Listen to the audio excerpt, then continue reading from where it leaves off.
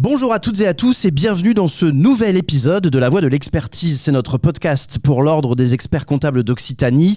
Vous commencez à en avoir l'habitude. Dans ce podcast, on donne la parole à celles et ceux qui font l'économie, qui observent, qui accompagnent et qui permettent aux entreprises de mieux comprendre les mutations qu'elles traversent. On a eu Éric Ayet récemment, c'est le dernier épisode en date d'ailleurs, je vous conseille de l'écouter. Jean Stone, le prospectiviste, est venu également à notre micro, tout comme Vincent Clerc. Et ils sont nombreux et nombreuses. Allez-y, les épisodes vous attendent. Aujourd'hui, on va parler de chiffres. Ah, ça c'est sûr. De conjoncture, de situation financière, de surendettement. Oh oui, mais pas que, notamment aussi de jeunesse. Faire du bien. Bref, on va parler du rôle de la Banque de France.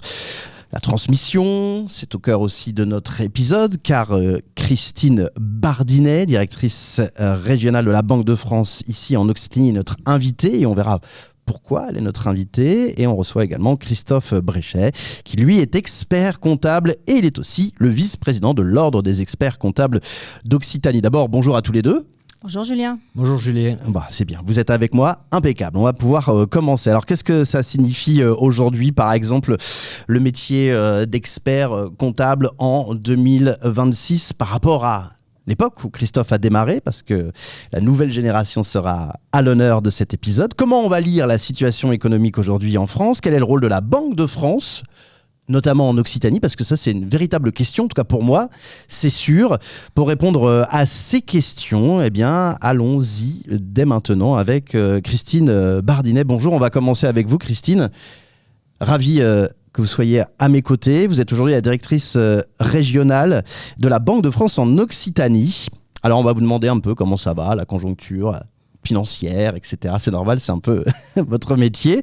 Mais j'aimerais d'abord qu'on revienne un peu sur votre parcours, parce que, on n'arrive pas comme ça à la tête de la Banque de France en région. Alors, racontez-moi un petit peu, qu'est-ce que vous faites ici, à Toulouse, en Occitanie ? Quel est votre parcours ? Comment vous êtes arrivé jusqu'ici ? Alors, merci Julien. C'est une question que pas mal de personnes se posent encore, donc je vais essayer d'y répondre pour qu'on ait le moins possible cette question finalement.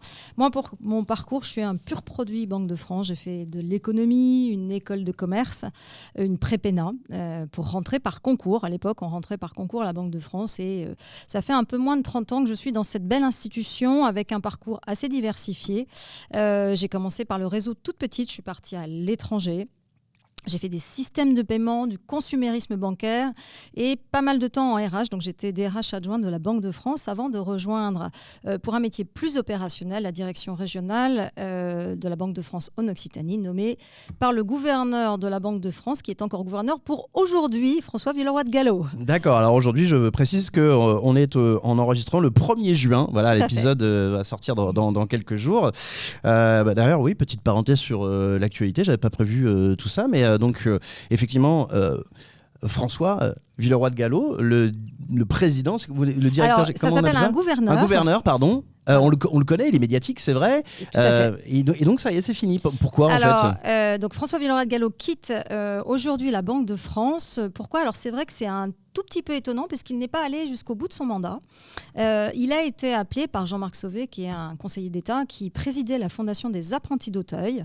Et il a été appelé pour prendre cette présidence et il a accepté et souhaité écourter un petit peu son deuxième mandat. Ça fait plus de 10 ans et demi qu'il est à la Banque de France. Et donc, il va céder sa place demain, officiellement, donc le 2 juin, à Emmanuel Moulin.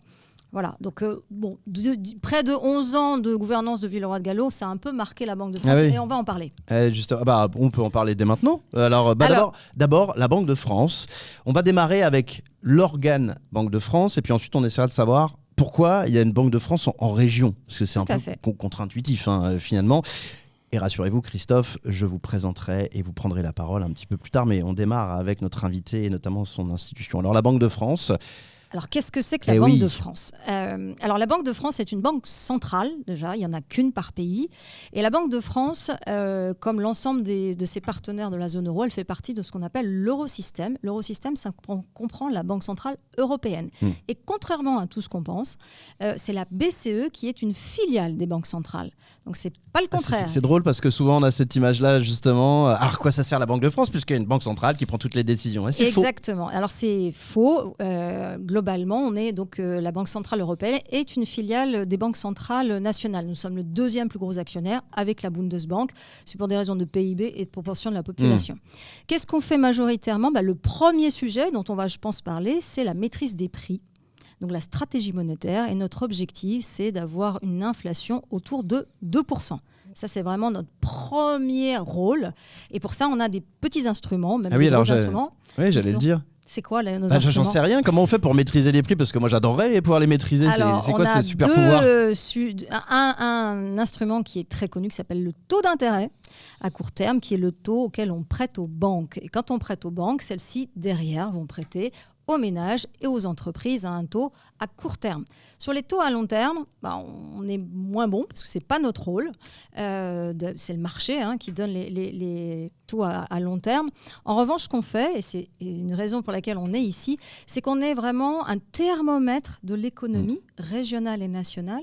Et tout ce qu'on fait en région, donc nous sommes en train actuellement, dans la période de début de mois, d'interroger en Occitanie 850 entreprises, 8500 sur la totalité du territoire, pour donner au gouverneur finalement la situation de son économie. Et avec ça, il part, alors on a des économistes qui travaillent, il part avec sa petite mallette et c'est comme ça qu'il va au Conseil des gouverneurs à Francfort pour décider des taux d'intérêt. Donc voilà comment...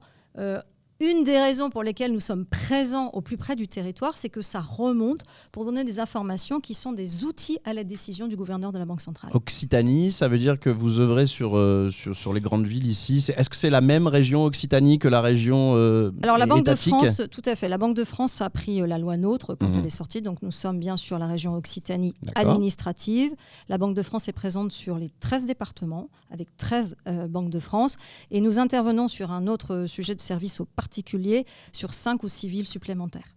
Qu'est-ce qu'il faut pour être à votre place ? Est-ce qu'il faut être méticuleux sur les mathématiques, les prix ? Est-ce qu'il faut être avoir un management ? Il faut faire de la politique ? C'est quoi les qualités pour être à votre place ? Alors, un peu de tout. Le principal, c'est qu'il faut avoir un vrai enjeu de curiosité de l'économie d'une manière générale. Donc, moi, j'ai fait de l'économie, beaucoup de management et beaucoup de représentation. En fait, notre grand rôle, c'est d'avoir une proximité, que ce soit avec les entreprises, les institutionnels, mais aussi les particuliers, de manière à mieux les comprendre et mieux les accompagner. Donc, c'est un peu tout, beaucoup de relationnel, une vraie compréhension effectivement économique et beaucoup de pédagogie.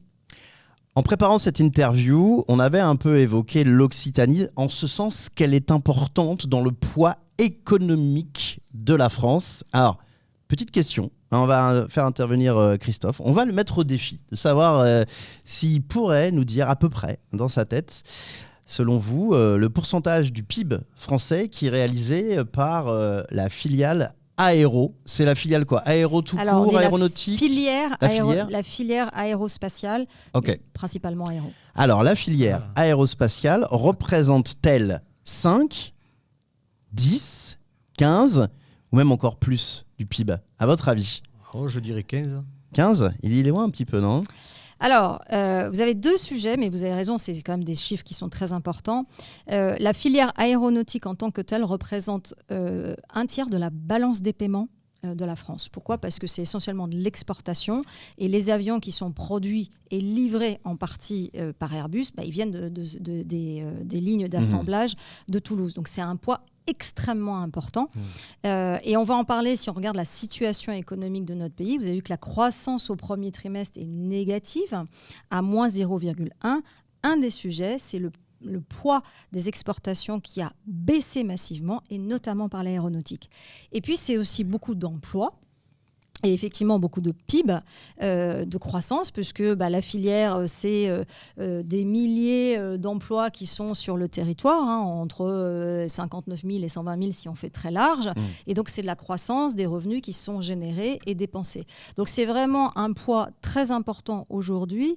Et quand on s'adresse aux instances politiques ou même institutionnelles, c'est vrai que c'est très important. Et nous, on a un rôle à jouer dans le suivi de cette filière. Si j'en parle, c'est parce que quand on arrive ici, forcément, et qu'on a le poids en fait de surveiller l'économie de cette région, forcément, eh bien, elle ne ressemble pas aux autres, et donc elle a cette particularité. C'est quoi aussi son autre particularité? Alors ça marche très très bien en aéronautique. Encore faut-il que les avions soient livrés pour être payés, mais bon, on espère qu'un jour ils vont quand même finir par être livrés. C'est quoi aussi son autre caractéristique à cette région? Ce sont des grands îlots économiques, et puis à côté, parfois des grandes difficultés sur l'Aude, par exemple, ou des départements qui sont un peu plus en souffrance. Alors vous avez raison, Julien, cette région, elle est très hétérogène, fondamentalement. Elle a un côté très industriel autour de l'aéro, l'électronique qui fonctionne bien grâce à l'aéro. Et puis elle a deux pans qui sont plus compliqués, donc l'agriculture et la viticulture, notamment sur sa partie plus méridionale, qui, elle, est effectivement est plutôt en contexte économique très fragile. Et puis les services qui sont plutôt du côté ex-Languedoc-Roussillon, qui sont assez atypiques. C'est-à-dire que certains fonctionnent très bien, d'autres moins bien. Et enfin, le troisième secteur qu'on regarde beaucoup, qui sont le bâtiment et la construction, où là, effectivement aussi, on a plutôt une fragilité globale sur le bâtiment et construction, qui commence à s'améliorer malgré tout, je crois qu'il faut le noter.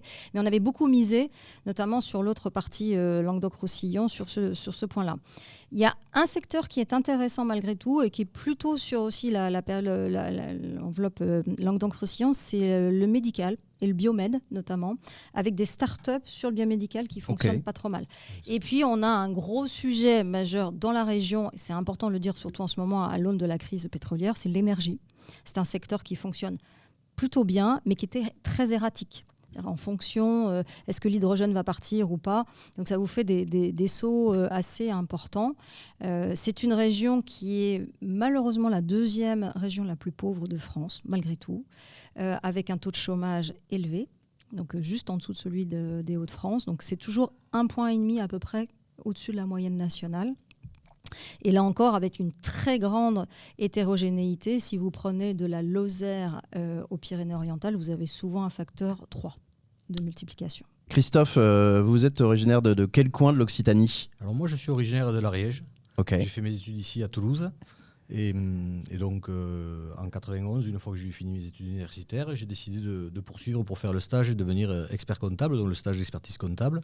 Et j'ai été diplômé donc en 1996 et associé dans la foulée, même 2 mois avant d'être diplômé, associé dans un cabinet donc de trois associés. Aujourd'hui, nous sommes toujours 3 associés avec 45 collaborateurs. Et nous avons des bureaux, notamment sur l'Ariège, sur Foix, Pamiers et Mirepoix, qui est notre cœur d'activité.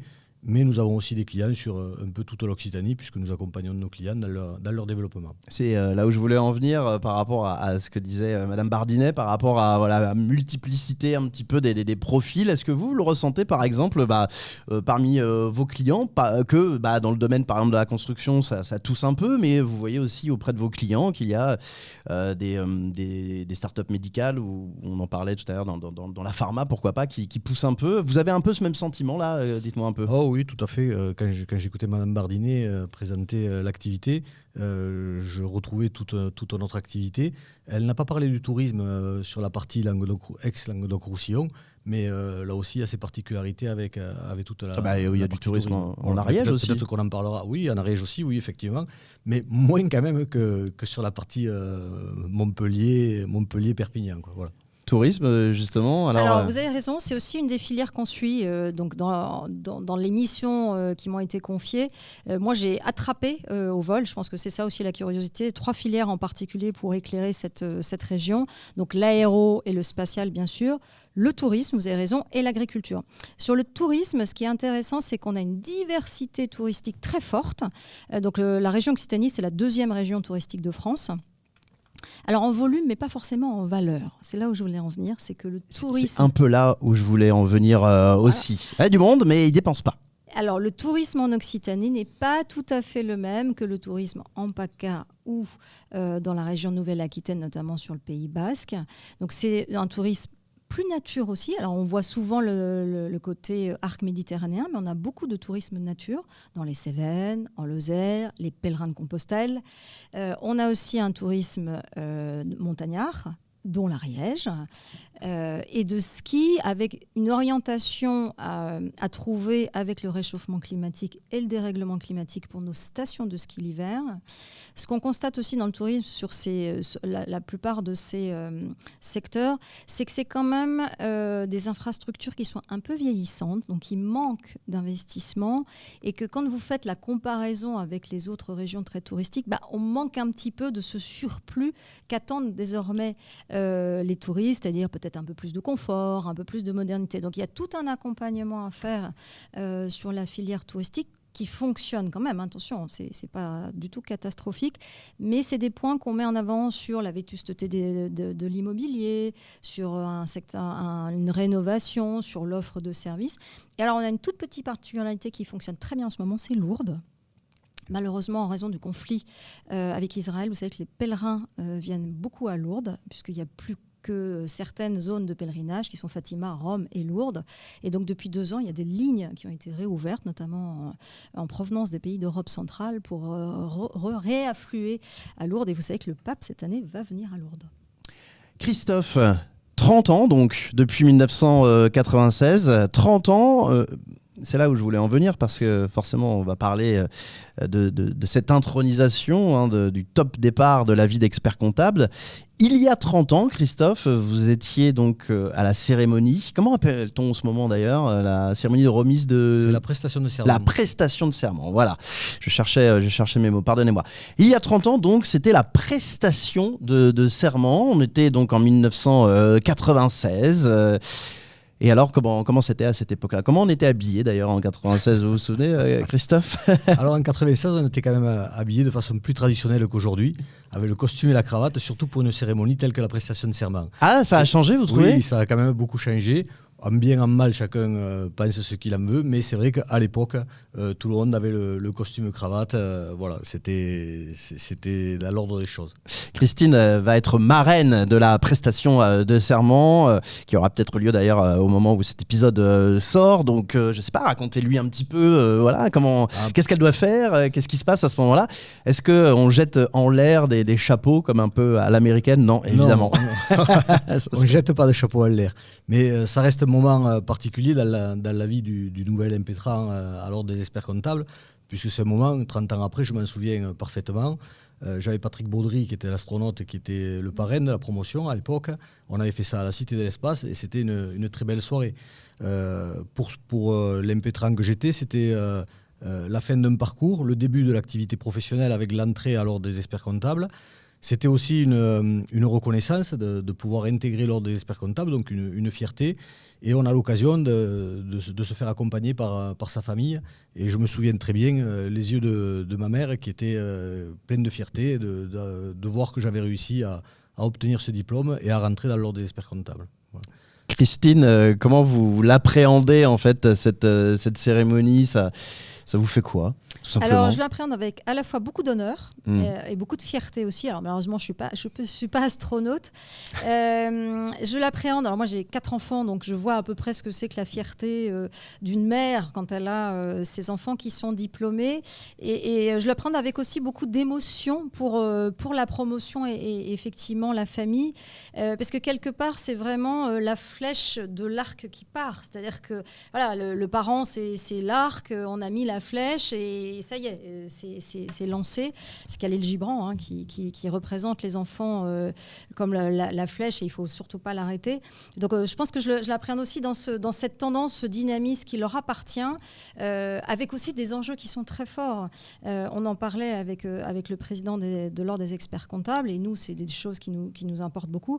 C'est comment ce métier va être finalement bousculé, bouleversé, s'adapter à l'intelligence artificielle. un certain nombre de digitalisations qui s'est largement accélérée depuis ces 30 dernières années et qui vont connaître. Donc, tout l'enjeu, c'est à la fois, mon message, ça sera ne pas avoir peur, parce que si on a peur, on ne fait rien. Et donc, c'est d'adapter en fait ce qui nous est offert comme outil. Il faut que ça reste un outil et de s'en servir le mieux possible en ayant cet élan d'initiative, de créativité pour plutôt jouer avec que le subir. Alors, on va arriver à la jeunesse, qui est un point important de l'interview. En tout cas, je pense que c'est un cap qui va nous unir, puisque vous allez être face aux jeunes qui vont prêter serment. Et puis vous, Christophe, vous avez des jeunes autour de vous forcément. Parce que dans le cabinet, il y a aussi une jeune population d'experts comptables qui arrive. Alors moi, j'aimerais un peu avoir votre regard de vieux sioux autour de tout ça. Justement, alors ne pas avoir peur, mais est-ce que quand même, c'est pas un peu ce qui ressort aujourd'hui, hein. Ils sont un peu déboussolés, quoi, les jeunes. Alors déboussolés, mais ils ont, je dirais, presque plus d'armes et d'éléments que ma génération, puisque eux, ils sont nés avec les tablettes, avec toute l'intelligence artificielle. Ils la connaissent depuis le début, alors que pour d'autres générations, c'est plus un choc. Il est évident que moi, quand j'ai commencé, on ne travaillait pas comme aujourd'hui. Et comme je le dis souvent à mes équipes, il y a 5 ans, on travaillait d'une façon, et dans 5 ans, on travaillera d'une autre façon. Donc des évolutions, on en a connu en permanence. Effectivement, comme le disait Mme Bardinet, aujourd'hui, l'IA arrive. Et elle arrive massivement dans les cabinets et elle va bousculer et révolutionner notre façon de travailler.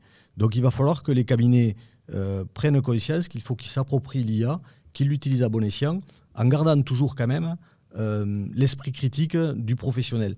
C'est-à-dire qu'il ne faut pas prendre pour argent comptant tout ce que l'IA va sortir, parce que souvent l'IA elle peut dire aussi des bêtises. J'aimerais savoir justement, Christine Bardinet, si à la Banque de France, on utilise des outils d'intelligence artificielle, et si oui, comment ?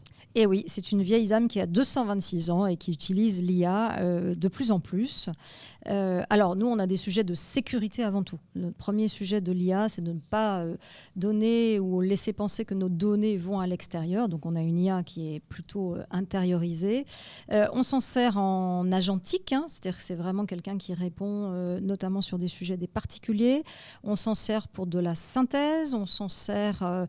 on va commencer à avoir un contrôleur dit augmenté, donc un contrôleur bancaire. C'est que nous, on supervise les banques et les assurances, les entreprises d'investissement. Donc petit à petit, effectivement, on avance dans ce qu'on fait faire à l'IA. Et on est aussi dans un sujet, moi j'y suis très attachée, donc j'ai fait le premier IA Tour en province cette année. Donc j'ai amené nos équipes parisiennes et des collègues ici à leur service de l'IA. Comment ils l'appréhendaient, est-ce qu'ils en ont peur ou pas, et qu'est-ce qu'on pouvait faire avec. Et ce qui est très intéressant, c'est que ça bouleverse notamment la hiérarchie. J'ai un de mes collègues qui écrit pas très bien quand il prompte. Il prompte à l'oral et il a réussi à faire des plannings avec des sujets d'attribution, d'absence, etc. très bien, qu'avec du prompt, qu'avec de l'IA. Donc, ce qui est intéressant, c'est que, la vieille dame s'y met. 2, il était temps. Moi, je pense que c'est plutôt une crainte de ne pas être tout à fait au bon niveau de vitesse. Et 3, ça rebascule un tout petit peu le sujet des compétences qui m'est cher quand j'étais DRH, forcément, parce que fondamentalement, ça ne va plus être que le diplôme. Ça c'est vachement intéressant. Voilà. Christophe, qu'est-ce que vous en pensez de ça ? Parce que pour un professionnel comme un comptable, je ne parle même pas encore d'expert, mais pour un comptable, effectivement, est-ce que les outils d'intelligence artificielle qui vont peut-être l'aider à être plus performant dans des sujets typiquement de calcul, de matrice, etc., ça rabat un peu les cartes parce que cette personne-là était peut-être futée et maligne sur sa vision de la microéconomie d'une entreprise et parfois elle pouvait être un peu...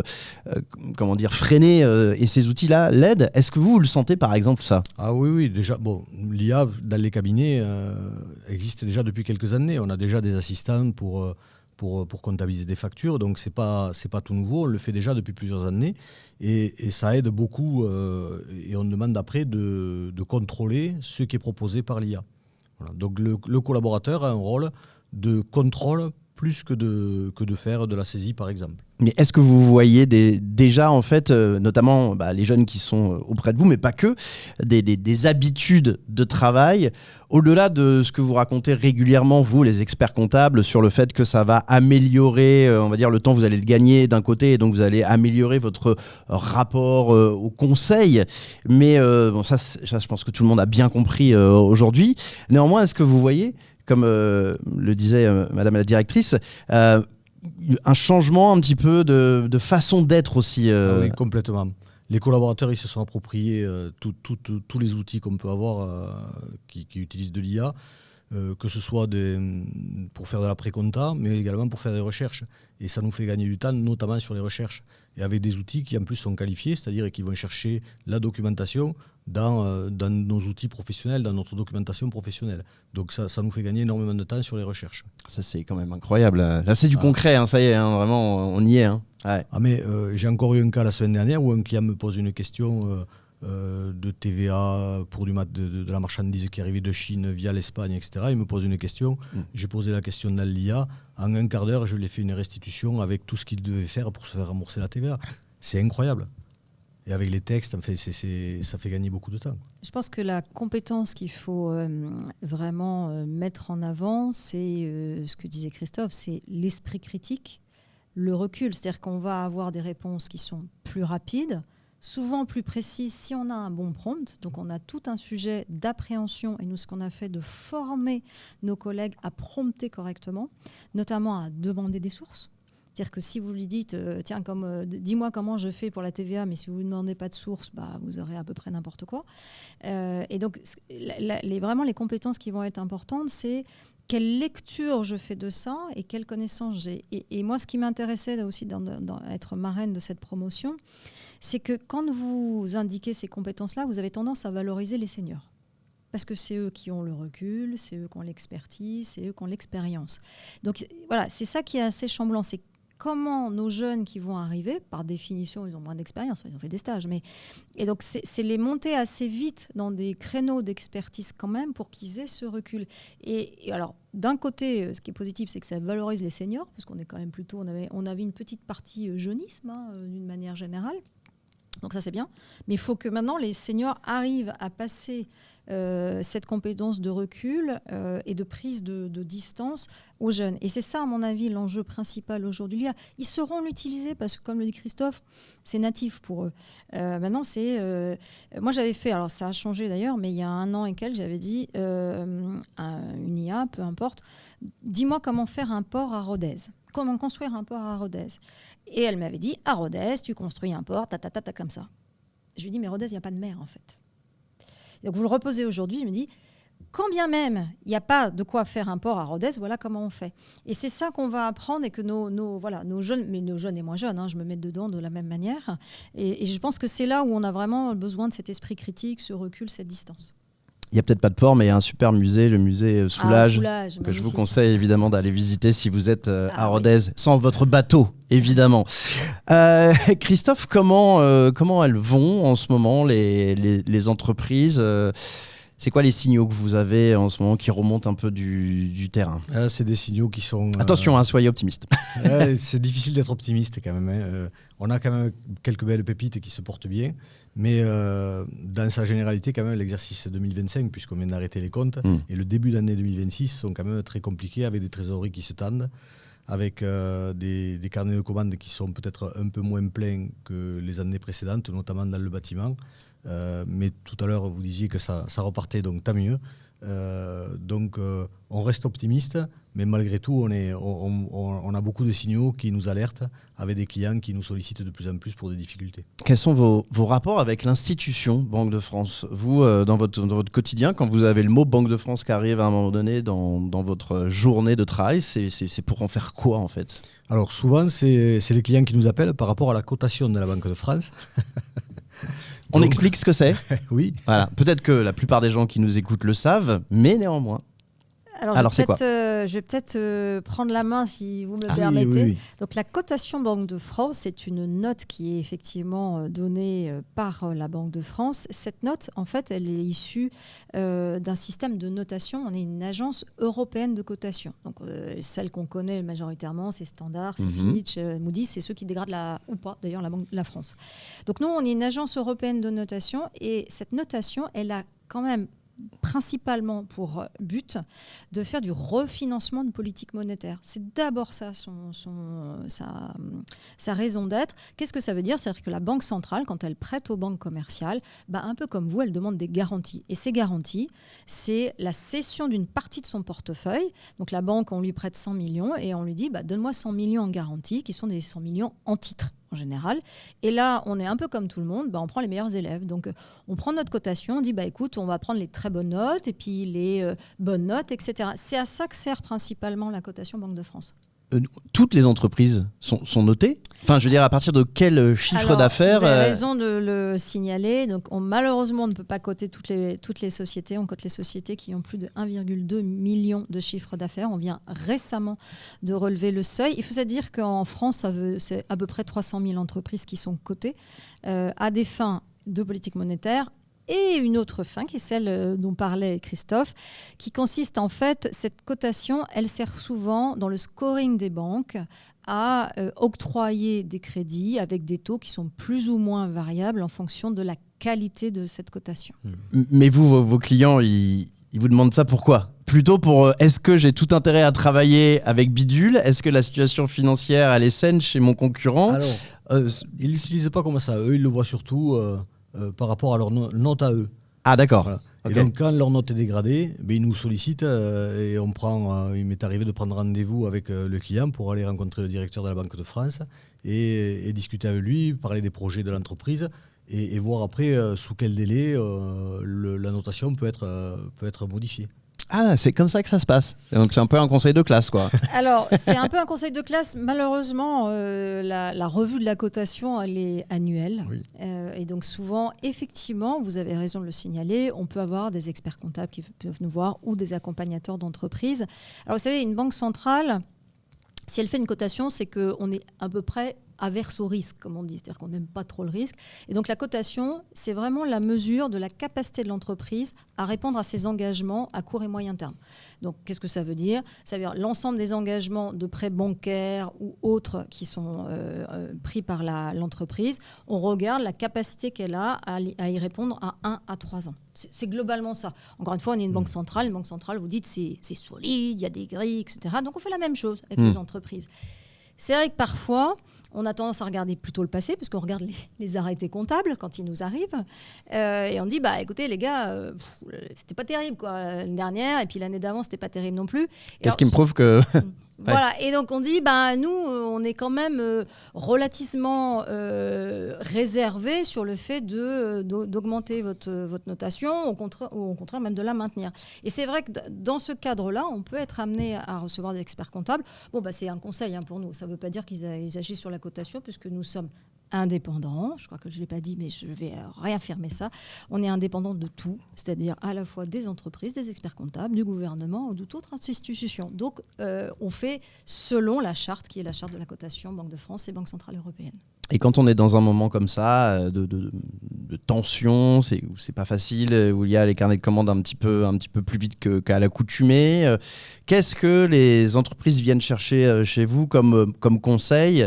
Où sont les marges à améliorer, les marges de manœuvre, je parle pas des marges économiques, mais les marges de manœuvre. C'est quoi la tendance en ce moment ? On fait pivoter comment les entreprises ? Alors, ça peut être les marges de manœuvre, mais ça peut être aussi les marges d'entreprise Oui, qu'on essaie d'améliorer aussi. Voilà. C'est quoi en fait ? Vous pilotez et vous pivotez sur nous, quoi ? on accompagne les entreprises au quotidien sur leur développement, leurs projets.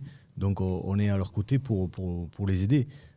C'est pas nous qui sommes le pilote, mais on est plutôt à côté d'eux pour leur donner la ligne de conduite à tenir dans telle et telle circonstance. Voilà, donc s'ils ont de gros projets, il faut trouver des financements pour les financer. Financer le projet évidemment, mais financer aussi la variation du besoin en fonds de roulement. Et donc souvent on les sensibilise à ça, parce que certains, c'est les chefs d'entreprise, donc ce sont des fonceurs, et ils ne pensent pas forcément aux impacts que vont avoir telle et telle décision. Alors, ce qui est peut-être intéressant, vous n'avez pas posé la question, Julien, mais je vais prendre la main. C'est aussi votre moment. C'est vrai que les experts comptables, l'avantage qu'on a par rapport à nous, ils voient des plus petits. Donc c'est vrai que tout ce qui est en dessous de 1,2 million, on les voit pas. Enfin, on les voit pas. On a la capacité de les voir, mais on y passe moins de temps ou pas de temps. Et quand vous indiquiez quelle est un peu la situation de l'économie régionale, c'est vrai que les gros, et vous l'avez dit Christophe, il y a des très belles pépites, il y a des très grosses pépites qui n'ont pas tellement de problèmes. Si je prends le cash d'un avionneur, globalement, il n'y a pas tellement de sujets. Et donc on a aussi cette dichotomie dans la région où les très gros vont globalement très bien. Et les petits vont quand même moins bien, ça c'est vrai. Et notamment ce sujet du besoin en fonds de roulement est un sujet qui est venu, en gros, Covid, rupture d'approvisionnement, inflation très forte avec la guerre en Ukraine, et ça a un peu cassé la dynamique qu'on avait. Et ce sujet, donc ça a monté les besoins en fonds de roulement, les taux d'intérêt étaient effectivement plus élevés. Et par ailleurs, ce sujet des carnets de commandes, c'est intéressant à analyser, parce que quand on fait un peu de recul sur l'économie, en fait, on avait des délais de carnet de commandes qui étaient anormaux après le Covid, mais on s'y est habitué. Et donc, quand vous aviez des entreprises de taille qui étaient petites ou moyennes qui disaient « Mais alors, attendez, moi, j'ai 18 à 24 mois. » Souvenez-vous de la construction. On n'arrivait pas à avoir des fenêtres, on n'arrivait pas à avoir du bois, on n'arrivait pas... Bon, en plus, il y avait des problématiques d'engorgement de bois au Canada et aux États-Unis. Et donc, ça a fait des carnets de commandes de 18-24 mois très facilement. Quand on revient du normatif sur une période de 15 ans, on a regardé ça, c'est dans la lettre au président de la République, la dernière qu'a adressée François Villeroy-de-Galhau à Emmanuel Macron. On voit en fait que les carnets de commandes, ce n'étaient pas des carnets de commandes à 18-24 mois. Ce n'était pas la norme. Donc on revient sur quelque chose qui est plus normatif, mais qui surprend parce qu'on s'était habitué. Donc c'est vrai qu'il y a une réadaptation à tout, ne serait-ce qu'au taux d'intérêt positif.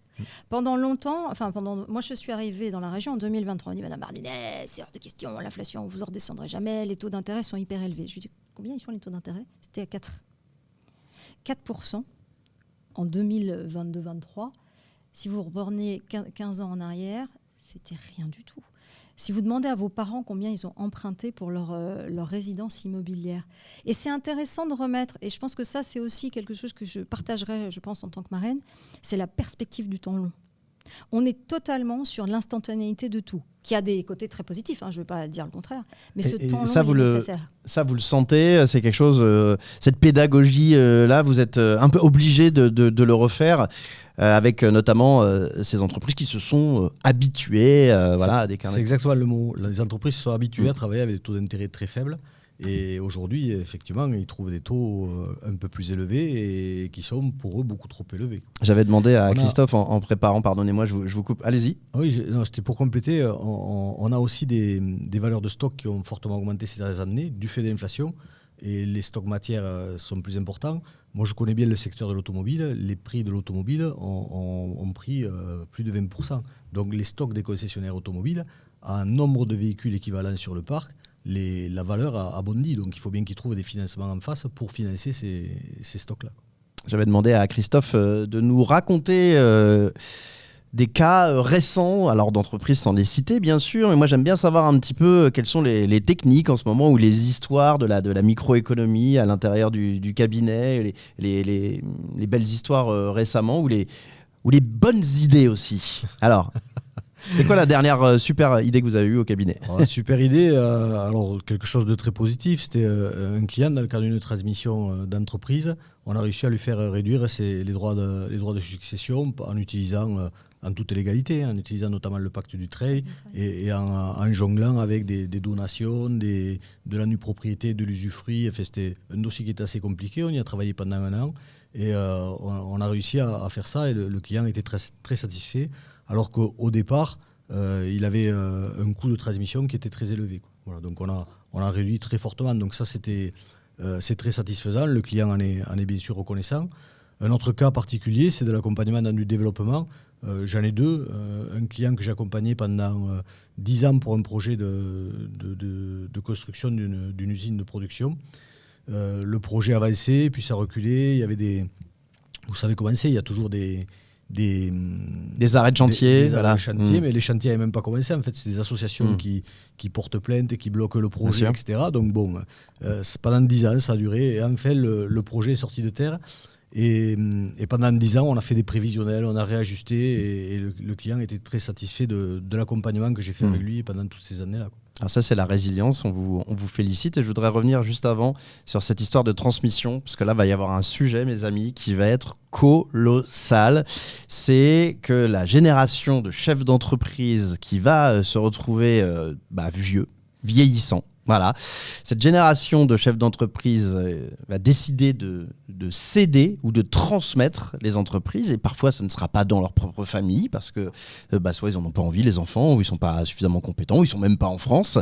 Et cette transmission-là commence finalement presque à poser problème. On ne sait pas à qui on va donner tout ça. Je voudrais vous faire réagir là-dessus parce que c'est vraiment ce qui nous attend dans les prochaines années. Est-ce que je me trompe ?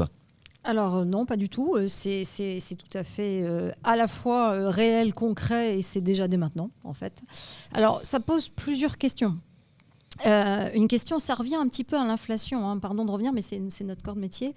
Il y a des transmissions d'entreprises qui commençaient à se préparer. Le pacte du travail est vraiment très adapté et les experts comptables font un énorme boulot très positif sur ce sujet. Quand vous avez eu l'idée de transmettre avant la période du Covid, je pense que c'est quand même une rupture majeure et je pense que ça restera jamais dans nos vies d'avoir été... Enfin bon, bref, on nous a supprimé notre liberté pendant 2 mois, mais il y avait un montant de cession qui était un peu en tête. C'est plus le même aujourd'hui. C'est quand même un sujet. Pourquoi ? Parce qu'en fonction du secteur dans lequel vous êtes, ça a pu changer, etc. Donc, vous avez plusieurs choses dans la transmission. Il y a effectivement le fait de transmettre à vos enfants ou à votre famille. Bon, tout le monde ne peut pas le faire. Il y a transmettre et vendre à quelqu'un. Eh oui. Quel est le sujet ? Donc là, le sujet, c'est combien ? Parce que c'est peut-être moins que ce qu'il y avait il y a 5-6 ans, ou c'est peut-être plus. Il y a à qui ? C'est-à-dire, est-ce qu'on a un sujet de souveraineté française, européenne, sur des sujets qui sont particulièrement prégnants sur des matières, sur une technologie. Donc, est-ce qu'on dit oui ou non à des montants plus favorables, mais ça vient peut-être concurrencer ou exporter une technologie qu'on voudrait garder si on prend le domaine de la défense qui réaugmente quand même un petit peu. Et puis, il y a aussi le sujet, et les experts comptables, je pense qu'on est assez alignés, de la charge que ça représente d'être entrepreneur. La charge non seulement financière, mais la charge mentale, la charge managériale. Et de ce côté-là, et nous on le dit par la voix du gouverneur, on a une trop grosse réglementation sur un certain nombre de choses qui fait, comme l'expliquait Christophe, qu'une entreprise met 10 ans à mettre une usine. Aux États-Unis, c'est entre 1 et 2 ans, et en Chine, c'est 1 an. Et donc, le sujet majeur... Je vous fais réagir Christophe, à ce propos. Est-ce que vous le sentez, vous, en ce moment, ce serpent qui arrive autour de la transmission et de comment on va faire? Je suis complètement en phase avec ce que dit Mme Bardinet, il n'y a pas de souci là-dessus. Oui. C'est vraiment, on le sent vraiment, avec une valeur d'entreprise qui est peut-être effectivement moins élevée aujourd'hui que ce qu'elle n'a été il y a quelques années. Des candidats à la reprise qui sont de moins en moins nombreux aussi, parce que vous parlez de charge mentale, c'est vrai que tous les dirigeants sont fortement impactés. Toutes les réglementations qu'il peut y avoir et qui nuisent à l'esprit entrepreneurial. Et ça, on le sent, on le voit. Ouais. Et qu'est-ce qui va se passer alors si on n'arrive pas à transmettre toutes ces entreprises? Est-ce qu'il y a vraiment un risque, par exemple, de ralentissement, là encore, de ralentissement de l'activité parce qu'on aura traîné? Qu'est-ce que vous en pensez, Christophe? Ouais. Je pense pas qu'on aura un ralentissement de l'activité, mais on aura une concentration des activités. Oui. Le sujet qui va se poser, c'est soit ce sont des activités dites critiques, et ça, il y aura forcément quelqu'un qui va les racheter, donc c'est plutôt de la concentration, effectivement. Soit il y a peut-être des choses qui vont être abandonnées, mais peut-être pas à des mains d'Européens, c'est aussi ça. Donc là, c'est la technologie qui part, mais ça ressemble quand même à une concentration. Soit on arrive vraiment à faire un statut un peu de l'entrepreneur, qui soit un tout petit peu plus souple, pour redonner quand même une vision à ces entrepreneurs, sachant peut-être que C'était très bien et il faut favoriser les jeunes pousses, les startups, etc. Il faut valoriser aussi les entreprises existantes qui ont 45, 65 ans, 85 ans, qui n'ont pas forcément des taux de marge qui sont de 80% quand vous faites du soft. En fait, le hard, c'est très peu de marge. Et donc, c'est aussi ces sujets-là dans la réindustrialisation de la France. On va peut-être déjà parler d'industrialisation tout court ou de maintenir l'industrialisation. Ça fait partie de ça. On ne peut pas gagner la même chose qu'en faisant Google, en faisant des dérivés pour l'aéronautique. Pourtant, on en a besoin parce que c'est essentiel. Le statut dont vous parlez, un nouveau statut de l'entrepreneur, ça vous parle ça, Christophe ? Ça serait quoi d'abord Alors nous on a quand même une petite idée, hein. Je sais pas si, alors c'est pas tout à fait le statut, mais il y a quand même un sujet réglementaire. Donc c'est qu'il y a 2 rapports qui ont marqué 2024, qui sont le rapport L'État et le rapport Draghi, qui faisait en fait un constat de notre retard, nous Européens, vis-à-vis des Américains et des Chinois sur l'innovation, le développement, la digitalisation. Et il y a un des sujets qui était relevé, qu'on connaît bien, c'est que quand une entreprise, même une petite entreprise, veut s'implanter en Allemagne ou en Italie, lever des fonds, faut qu'elle fasse 3 AMF, 3 autorités des marchés, etc. Donc on n'a pas d'uniformisation en Europe, ne serait-ce que d'un régime. Et donc l'idée, c'est ce qu'on appelle le 28e régime européen, c'est quelque chose qui soit commun, c'est un plus petit dénominateur commun qui éviterait et qui commencerait à faire une vraie réglementation des marchés ou du financement sur l'Europe. Parce que là, aujourd'hui, c'est totalement fragmenté. Christophe, qu'est-ce que vous en pensez de tout ça ? Vous, les chefs d'entreprise, les TNS, comme on dit, qui sont aussi vos clients, c'est vrai que c'est lourd, c'est pesant. Les jeunes qui décident d'embrasser cette carrière-là d'entrepreneur, de chef d'entreprise, parfois c'est difficile, vous le sentez réellement Oui, très difficile pour les chefs d'entreprise. Ils ont un rapport avec le personnel qui est quand même très compliqué aujourd'hui, beaucoup plus compliqué que par le passé. Donc là, dans la gestion, quoi. Oui, dans la gestion du personnel. Et ça les freine, vraiment ? Oui. Ouais. On a beaucoup de clients qui nous disent qu'ils ne veulent pas dépasser tel nombre de salariés, voire même qu'ils préfèrent travailler seuls que d'avoir des salariés. Donc oui, ça devient un problème. Alors, on se rapproche de la fin de notre épisode. Il y a encore 2 petits trucs dont je voulais vous parler, et notamment des actions que la Banque de France met en avant sur l'éducation à l'économie, l'éducation financière, et ça va être intéressant d'en discuter notamment avec vous, Christophe. L'une des premières missions également de la Banque de France, c'est de dire à tout le monde, faites gaffe au surendettement. En fait, il y a vraiment ce truc-là derrière de dire, attention, un crédit, ça engage. Et là, je voudrais que vous discutiez un petit peu là aussi, parce que forcément, vous, en tant qu'expert comptable, vous avez très certainement aussi ça dans le pipe. Racontez-nous, Madame la directrice, qu'est-ce que vous faites pour éviter justement que notamment la jeunesse se désintéresse de ses responsabilités et se surendette ? Alors, on a 2 sujets dans votre question, mais le premier, c'est qu'on est effectivement en charge du traitement du surendettement des ménages depuis 1991. C'est une mission qui nous a été confiée par l'État. Et alors ça, c'est pas une très bonne nouvelle en Occitanie parce qu'il progresse encore. Et notamment, cette fois-ci, dans la partie ex-MIDIPI. Donc, on a quand même, en gros, sur toute la région, plus 12% depuis 2 ans. Donc bon, c'est un sujet. Et alors, pour ça, effectivement, ça fait 10 ans qu'on est opérateur national d'éducation financière du public. Alors, qu'est-ce que ça veut dire ? Plusieurs choses. On s'est rendu compte avec des enquêtes OCDE que le niveau de connaissance en économie financière budgétaire de nos concitoyens vieux et jeunes était quand même mauvais, je crois qu'on peut le dire. Et donc nous avons conclu notamment un partenariat avec l'Éducation nationale. Alors, on ne va pas dans toutes les classes, malheureusement, des écoles, on n'est pas assez nombreux, mais on forme les profs à l'éducation financière et budgétaire, qui est le fonctionnement d'un compte bancaire, un crédit ça engage, une assurance, à quoi ça sert, attention au bitcoin, c'est pas une monnaie, qu'est-ce que sont les arnaques, etc. Et donc, on a créé avec l'éducation nationale ce qui s'appelle un passeport EducFi en classe de 4e. Donc, ceux qui ont des enfants en 4e, ils passent le premier niveau de la sécurité routière, ils passent aussi... alors de manière pas encore obligatoire, mais ça va devenir cette année, en 2026-27, obligatoire. Et donc c'est vraiment les premiers segments de l'appréhension budgétaire. Et pourquoi on fait ça ? Vous avez raison, Julien, c'est on met des graines pour éviter le surendettement, en tous les cas faire de la prévention du surendettement. Et on fait la même chose pour les entrepreneurs.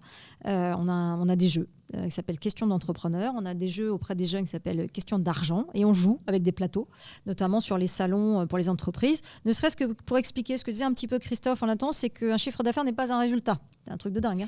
Alors, c'est vrai qu'on a ouvert l'entrepreneuriat, c'est bien. À une époque, vous savez, il y avait des formations qui étaient dispensées avant d'être chef d'entreprise. Ça ne l'est plus.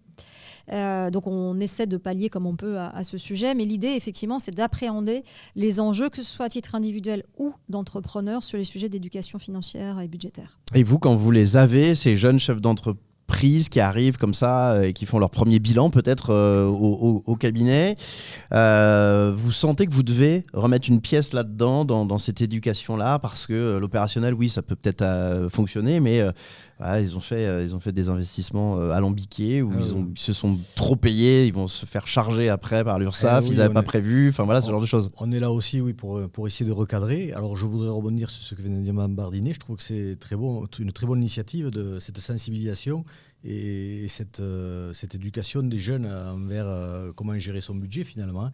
Et nous, quand on a des chefs d'entreprise, oui, on est obligé des fois de leur dire qu'ils prélèvent trop, effectivement, de ne pas confondre le chiffre d'affaires avec le résultat.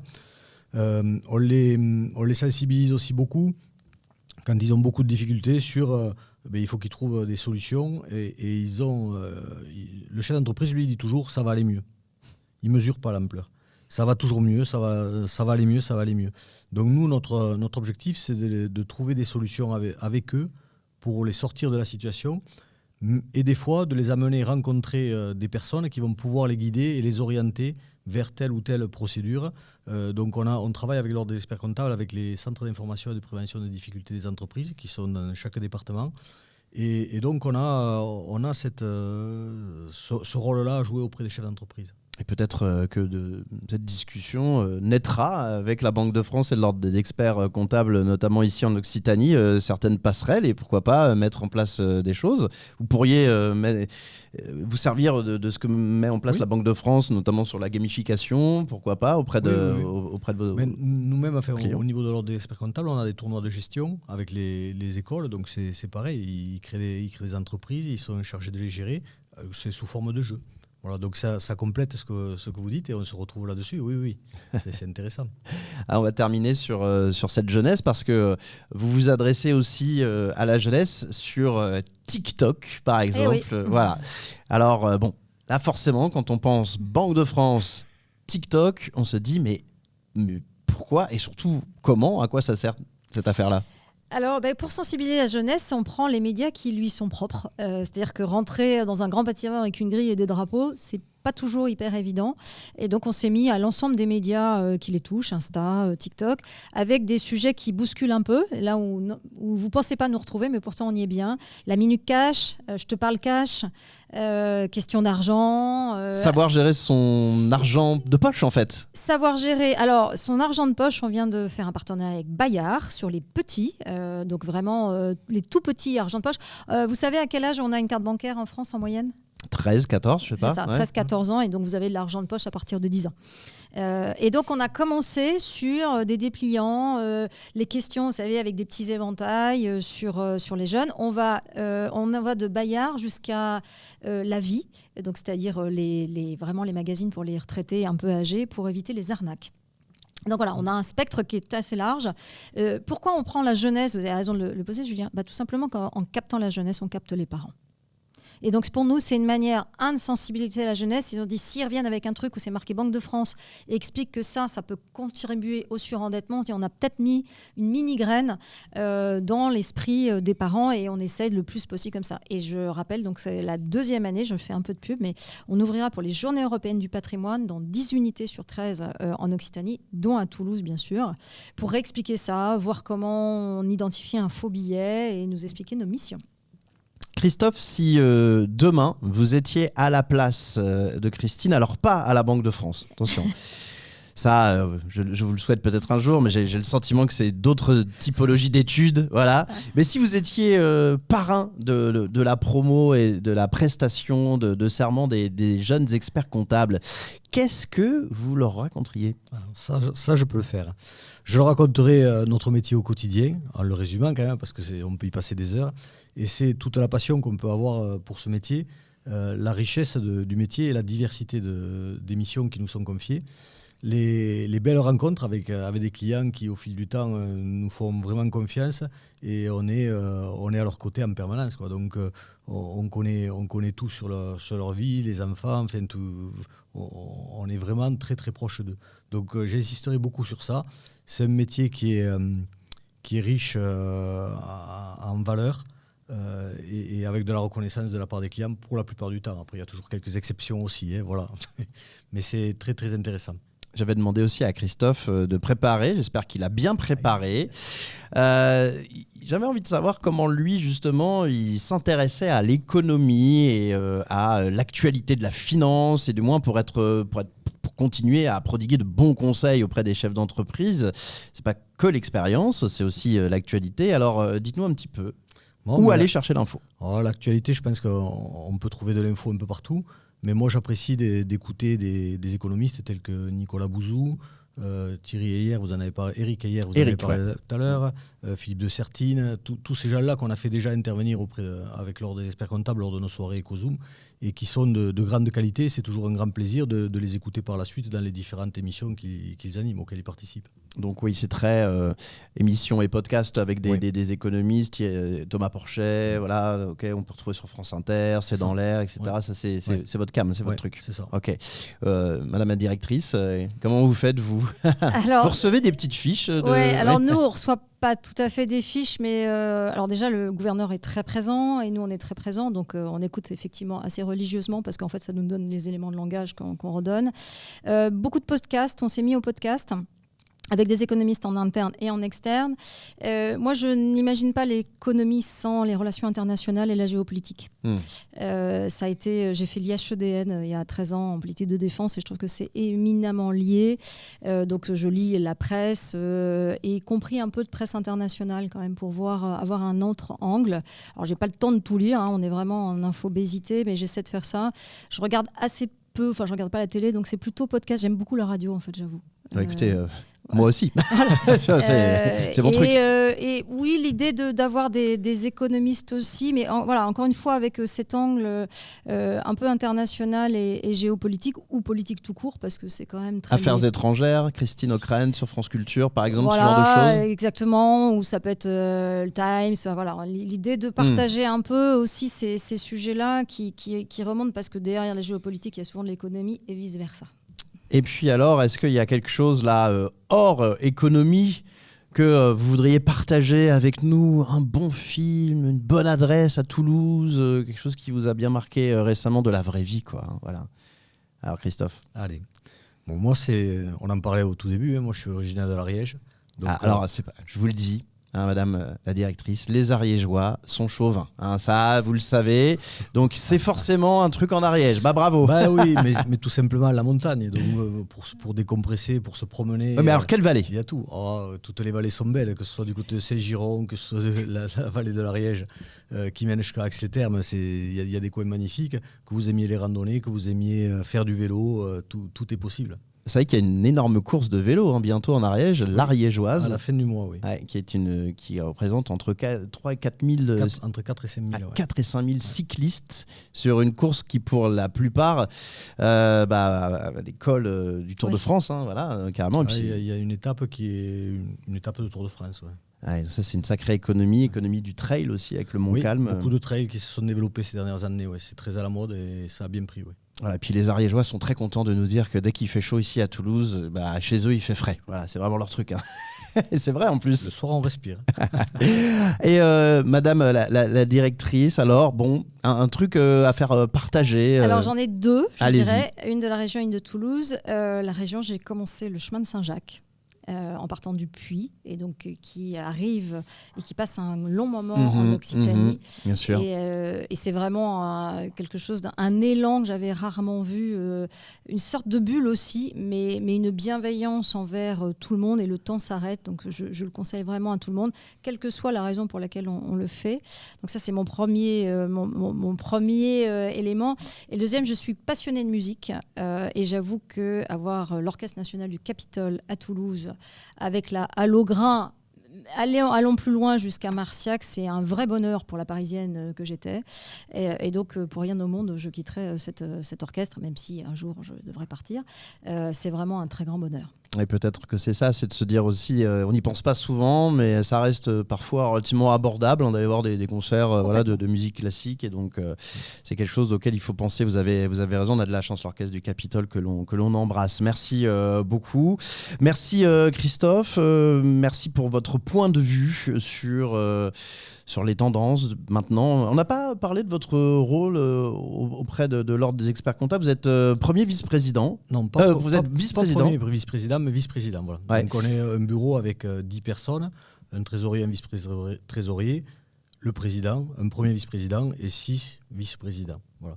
Donc le rôle, c'est on administre la région, donc environ un peu plus de 2000 experts comptables sur toute l'Occitanie. On gère le tableau, c'est-à-dire les inscriptions, les radiations, le contrôle qualité, et on organise toute la profession en fait, pour faire simple, parce que sinon on est parti pour une demi-heure d'explication. Et ça vous plaît ? Oui, énormément. De belles rencontres là aussi avec des gens qui sont pleins de valeur, et je ne regrette pas du tout de m'être investi pendant... c'est quand même là, je suis à la fin de la 13e année de